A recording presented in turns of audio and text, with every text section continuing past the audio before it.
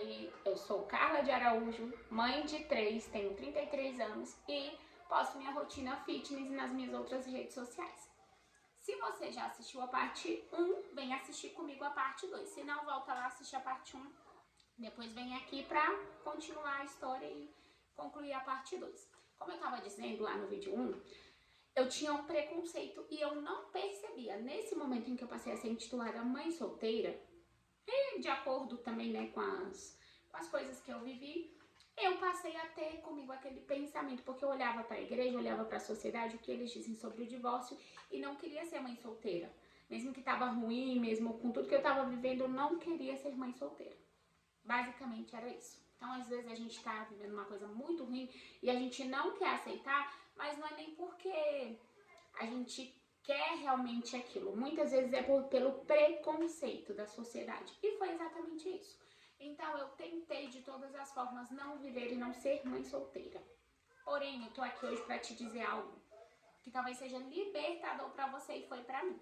Eu tive que viver o meu secreto com Deus, eu tive que estudar a Bíblia para eu entender que nem sempre a gente precisa viver uma coisa, um relacionamento, uma coisa assim, que está maltratando, que está destruindo o nosso psicológico e o nosso emocional e também dos nossos filhos, apenas para fazer a vontade da sociedade, para ser intitulada uma pessoa casada, não ser intitulada mãe solteira.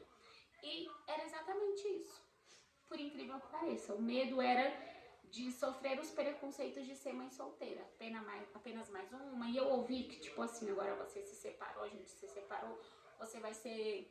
Alguns palavrões que vocês já devem ter ouvido por aí, quem já se separou provavelmente ouviu. Nem vou falar aqui porque senão o vídeo vai ser cortado. E aí eu ouvi essas coisas e isso ficou em mim. Eu ouvi que eu era feia, eu ouvi tantas coisas que o meu psicológico e o meu emocional estavam zero. Então eu tinha muito medo, muita vergonha, sabe? Medo de enfrentar tudo que eu enfrentaria e também muita vergonha, porque agora aquilo que eu construí durante 10 anos estava sendo rompido.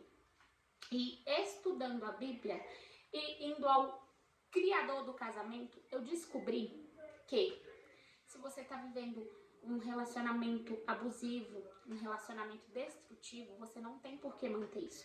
Antes de qualquer coisa, você precisa manter o emocional, psicológico e físico seu e dos seus filhos. E foi exatamente isso que eu fiz. Eu me preocupei primeiro com essas coisas. O espiritual é muito importante, mas se você não consegue equilibrar todas as esferas, você vai se desequilibrar também no espiritual. E a gente precisa ponderar e equilibrar. E se você tá num relacionamento falido e que ele tá te desequilibrando nessas esferas, você vai se desequilibrar no seu espiritual. Então eu não tive mais medo a partir do momento em que eu entreguei nas mãos de Deus e disse para ele: Senhor, na minha vida só vai entrar aquilo que é da sua vontade, e quem o Senhor quiser que entre na minha vida. Só fará parte da minha vida e da vida dos meus filhos aquilo que o Senhor preparou para mim. E quando foi no dia 4, não vou falar de qual mês, Deus me surpreendeu. Na verdade, eu já conheci o Jean. Há algum tempo a gente não tinha contato físico, nunca tivemos. E Deus me deu uma surpresa, né? Uma pessoa maravilhosa, completamente diferente de tudo que eu já tinha vivido. Amoroso, cuidadoso, enfim, atencioso, muito atencioso com as crianças. Completamente oposto de tudo que eu já vivi. E foi um presente de Deus. Eu não sei nem como explicar pra vocês, de verdade. Porque foi algo realmente dado por Deus. E o dia 4, ele tem um significado muito importante. Quando a minha amiga assistir, ela vai saber do que eu tô falando. Porque só eu, ele e ela que sabemos sobre isso. É algo pessoal nosso, é uma experiência